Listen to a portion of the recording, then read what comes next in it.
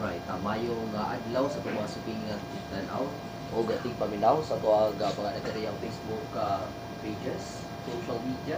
And karong buntag ato may dabi si Mama Ineta Navarez, ang ato ang City Nutrition Action Officer din sa siyudad sa Ugamis. Kabahin silang update sa City Nutrition Office sa ilang mga programa na implementar din sa siyudad. Una niya na, paano to siya sa iyong pagtibaya sa pumusuking tumatanaw. Ma'am, ayun dito. Good morning sa atong mga bisita karon from the media o good morning sa atong mga viewers no sa atong Facebook Live o sa Asenso News Channel. Alright, ma'am, kumusta ang atong pag-lusad sa Operation Timbang Plus din sa siyudad sa Uzamis kay sayra dato ga inyuhan yung parikabutan na palibot as ikutay iudok ka mga barangay sa siyudad. As early as first week sa January, nag-start na atong mga kabarangayan sa pagpahigayon sa Operation Timbang Plus. Diin ang tanang mga kabataan gikan sa 0 month or pagpanganak until 59 months ginatimbang, ginakuhaan og length og height og gina-measure po ang mid upper arm circumference kanang miwak aron ma-determine nato sa karong tuiga kung kinsa-kinsa o pila kabuok ang ato ang mga bata nga naay normal status, katong mga underweight or mga stunted o mga wasted nga mga bata. So ang katong gidugang nato nga mid upper arm circumference katong diri sa ilahang kamot no naatay miwak tape nga gigamit para ma-determine kung kinsa ang mga kabataan nga na-appeal sa kanang severely acute malnourished o moderately acute malnourished. So kini magong mga bataa naani dayon sila'y intervention gikan sa Department of Health nga tagaan ni sila katong itong ready to eat nga therapeutic food o katong ready to use nga supplementary food katong mga mom ug sam nato. So ang Operation Timbang ginahimo ning niya siya sa ato ang ginatawag og barangay OPT teams diin ga-compose kining niya siya sa barangay nutrition scholars, partners nila ang barangay health workers, kauban pod sa mga BPATs. Dayon naapoy mukuyog nila nga purok presidents sa kalain-laing purok nila sa barangay. Naay mga barangays nga kuyugan pod sila sa ilang mga kagawad committee on health, dayon sa mga daycare workers, ug sa uban pa nga mga volunteers. So team ning niya sila. So dili lang BNS ang gatimba ang kuha sa weight, height ug length ug miwak kun dili grupo gid siya sa ka team nga naglakaw ning niya sila. Ang ubang mga bata nga mga na sa health centers dito nila timbangon, ang ubang barangay ginatapok nila sa kanang ilahang purok hall, by purok silang pagtimbang. Pero kasagaraan ginaadtuan gyud siya sa mga balay-balay. Kay aron masiksik gyud siya. Kay kinahanglan nga tanan jud wala joy mabilin nga mga bata nga dili matimbang. Kay kaning Operation Timbang usa jud sa bugat nga purpose ni niya dili lang sa pag-identify nato kung kinsa ang mga malnourished nga mga kabataan, but ang data ani kinahanglan gid siya nga accurate kay mao na siya gamiton nato sa atong planning. So kung kinsa na sila, kung unsa ang magnitude sa undernutrition, sa stunting, sa wasting, ato na din na siyang buhatan og mga interventions for this year. So mag-identify dayon ta after nga ilahan ni silang mahimo tanang mga bata matimbang, i-encoding niya siya kay natay gitawag nga OPT tool, then i-encode na naa siya. Dayon after anang naa i-submit sa mga barangays katong maka-access og mga computer sa ilang barangay. Pag mahuman na nila i-submit nila din sa opisina para sa consolidation na dayon. So naa dayon tay ma-come up nga city consolidation sa ato ang kining OPT nga data. So after aning niya ato na dayong ma-identify ang ato ang top 10 nga mga barangays. Top 10 siya nga daghang underweight, top 10 nga daghang stunted or katong mga putot, medyo mubo gid siya sa ilahang edad, og top 10 sa mga wasted. So may tag wasted, niwang siya, niwang, and top 10 po sa overweight. Kay very unfortunate kaayo nga dili lang diri sa Ozamis kundi sa tibuok Pilipinas and even worldwide mo na siya problema karon. Problema na dili lang undernutrition, feel na po ang overnutrition, nagataas na po ang atong ang datos no sa mga bata nga obese o overweight. Ang kining mga gimo karon sa City Nutrition Action Office ma'am, tukma no sa kining vision and mission ni Mayor Indy Waminal nga katagan o kanang sakto na serbisyo in line sa mga health services, nutrition services. Kumusta ang kining suporta sa buhatan sa Mayor sa Nagpaya? Okay, nagpasalamat jud mi kaayo nga padayon jud ang suporta sa atong halangdong mayor, Attorney Henry Indy Waminal Jr. sa mga programa sa nutrition. So dili lang sa kani, sinugdanan pa lang naman gud niya siya first month of the year sa timbang after anang naa kung unsay interventions nga mahimo sa syudad. So naatay gilatid nga mga kanang programs nga naka-line up po niya siya sa kanang Philippine Plan of Action for Nutrition 2023 to 2028. So naana gyud naa siya ato nga i-implement nato siya diri sa ato ang dakbayan og nakahanay na siya, and then nagpasalamat pud mi kay gitagaan pud og budget allocation sa ato ang syudad.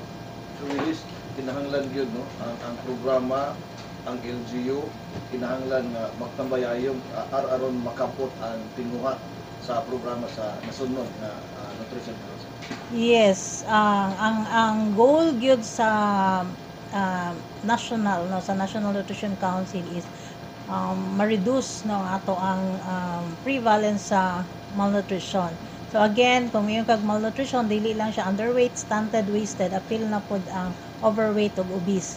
And dili lang gani siya mga kabataan lang, appeal na pod ang adolescents.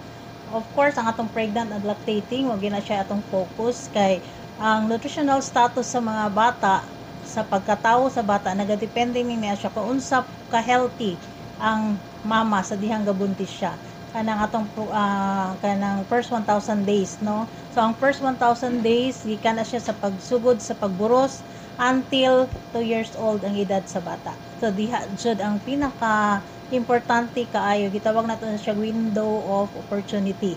Kay dinha ang pagdevelop gyud sa bata tanang aspeto sa iyahang panglawas. Mental, physical, social niya nga development. So ang ato na lang yung gihulat karon is humana to ning niya siya, ma-consolidate siya, and then musugod na din tag-implement sa ato ang mga interventions. Kumusta ang response, reply direkta mismo dito sa communities, especially sa itong mga 51 kabarangays? Nalipay tanong kay institutionalized na magunina siya, dili na mi masulti nga manimbang ta, automatic na gini siya basta January. Ang uban gani mga binis magsugod January 2, sugod na dayon sila og panimbang na nabutang na gid siya sa kanang system sa barangay nga pag January sugod na gid operation timbang. Kinanglan mahuman na to siya within the month of January kay para inig ka February mabutang na nato na siya sa ato ang mga targets para sa atong mga interventions nga pagahimuon. So ang January nga operation timbang manit siya atong baseline, and then mag-usab na pud ta og operation timbang July mid-assessment. Compare na to unsay nahitabo after 6 months, unsay nahitabo sa nutritional status sa mga kabataan, naabay ni-improve or nisamot ba hinoon? Kay of course i-expect na to nga ma-improve kay naaman tay mga interventions nga atong gikuan nga atong gi-implementar sa mga kabarangayan. Last year na assessment ninyo ma'am, unsay anay mo resulta ni? Last year naatay ang ato ang underweight o severely underweight. Ni totaling niya siya og 2.12%. So meaning duha out of 100 ka mga bata underweight. So medyo dili ra kayo no lipay ta nga dili ra jud kay siya inana ka kanang kuan sa atong kaso diri sa Ozami City. Of course, kini niya siya tungod yun niya siya kay na may support ta gyud ang ato ang government officials so ang ato ang mga kabaranggayan kay especially sila jud ang nagalihok no ang atong barangay nutrition committees headed by sa atong mga punong barangays. Natay mga BNS sa tanang barangays. Natay at most 3 ka BNS sa like for example Tinago, itong mga dako nga barangay Banyadero, natay ang ubang barangay sa nanay duha nay usa. Naagi nagatutok nga BNS para sa nutrition program. So, ang atong stunting last year natay 2.57%. So halos-halos murag gyapon 2 out of 100. Kung ato na siyang sa layman's term, 2 out of 100 putot. And then sa wasting katong mga niwang medyo gamay-gamay ra gini niya siya. Ano siya? 0.6. So mga usa out of 100 ka mga bata niwang. But ang atong overweight ug ang ato ang obese ningkabat niya siya og 1.26%. So ibutan na nato na gihapoy duha out of 100 nga medyo tambok sila. Sobra ang ilahang timbang kaysa ilahang edad. Mga overweight ug mga obese. So muna siya akong gingon kaganiha nga double burden, no? Niwang napoy tambok nga kinahanglan ato asyang solusyonan. So sa ako na nasabtan ng layman's term last year nga assessment dili kayo risk ang city in terms sa kana nga mga status. Naara kita. Kana siya. That does mean nga kanang ang epekto sa intervention nga gibuhat sa opisina, sa LGU, sa barangay nag-work out siya. Yes, nakita na to nga sa sulod sa pila ka tuig ato ni siyang gitan-aw decreasing ato ang prevalences. Medyo increase lang gamay sa overweight ug sa obese. Kay dili gyud nato malikayan, especially atong pandemic. Atong mga school children po daghan-daghan gyud ang kuan kay nara sila sa balay, kaon, di ba, maglingkod, gadget, sa mga ginay problema nato karon sa atong mga estudyante.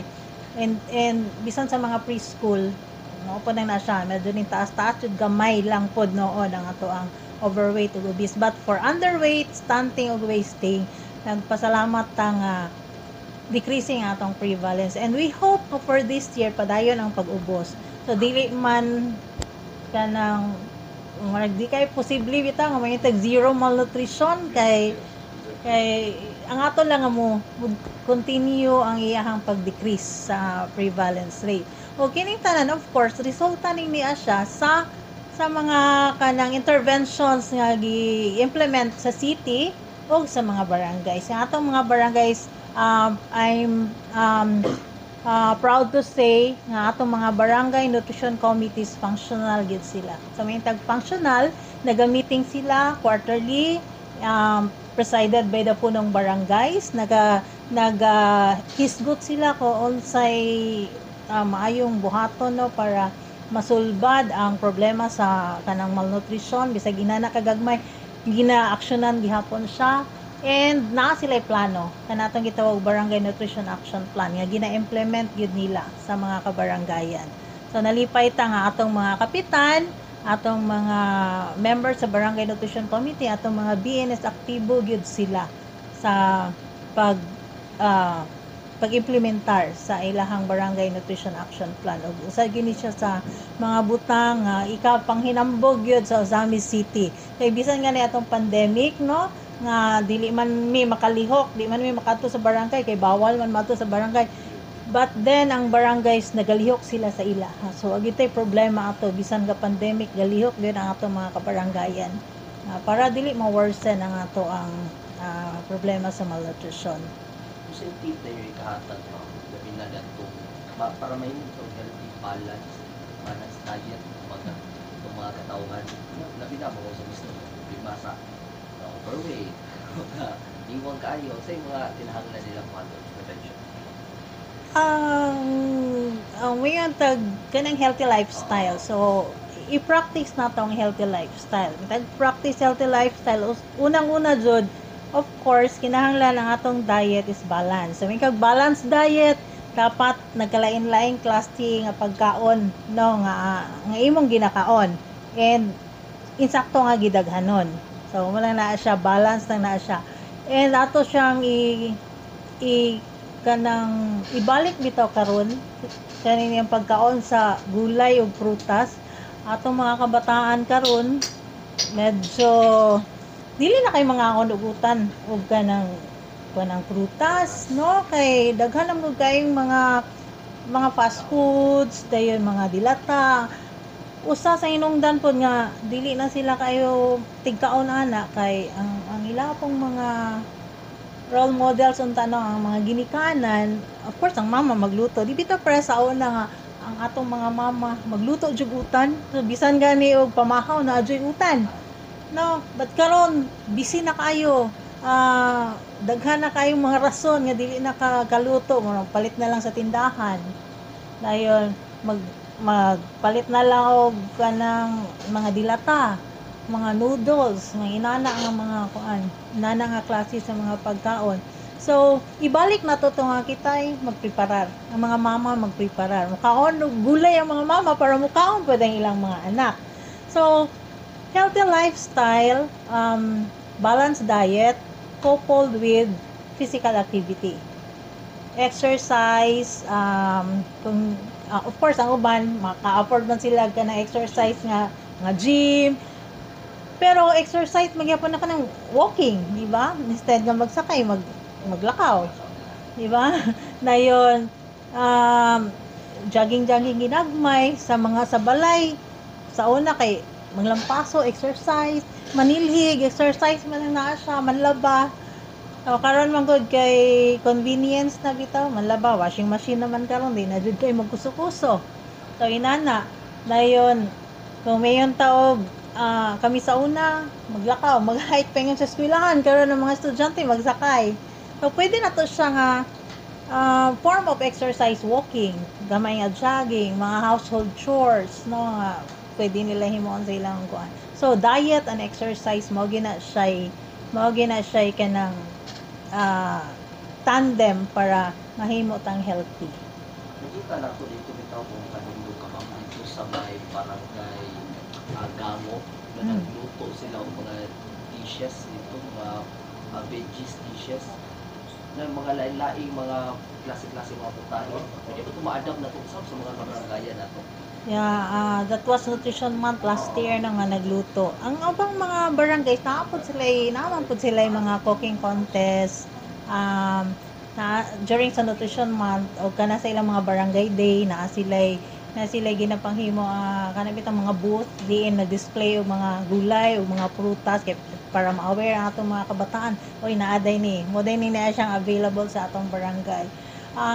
Usa nang naa siya sa kanang atong i-refresh no karon naamang good tay daghan unta kayo nga nami gina-implement nga Dos Pinoy sa mga kabarangayan, a package for the improvement of nutrition of young children. Then ang mga mama o mga papa nga caregiver, usahay papa man ang nagbantay sa bata or mga lola, ginatapok nang naa siya sa mga barangays dahil nag-conduct og lectures no nga ato ang mga CNPCs kabahin sa basic nutrition, nga atong mga taga City Health sila ga-lecture bahin sa pregnancy, healthy pregnancy o kanang sa breastfeeding. Dahil naapotay taga agriculture mag-lecture bahin sa gardening. Dahil naatay mga sanitary inspectors naghisgot po doon saon pagpreparar o pagkaon nga safe. So inana kuan siya kanang holistic approach siya. Actually back to back yun niya siya sa feeding. So naamantay facility kung naka adto mo dito sa ato ang complementary food production facility, wala siya among gipanghinaot nga ato na siyang ma-resume karon tuiga kay importante kayo gyud ang facility kay mo na siya atong gamiton unya sa atong feeding supply sa atong mga kabataan. Kay kung nahibawan ninyo to nga naatay mga products like rice munggo sesame, baby food blend, kutaw kuana na siya kanang tawag ni i-boil lang mura siya og kanang branded kanang mga na-branded na like example ana din ipakaon sa bata. But ang ato is natural gini siya, natural foods, wala siya preservative, only rice, munggo ug sesame, and proven gina mo na siya kay nakasugod naman ta ana sa una. Proven ni siya nga maka-improve yun siya sa nutritional status sa mga baby kay from 6 to 23 months man na siya pakaon, wala siya og lugaw pero sustansyado gyud siya. And for older children natay rice munggo curls o rice munggo crunchies, mura siya kung imo siyang tanawon, mura siya og hitsura og sitsirya but nutritious siya kay rice munggo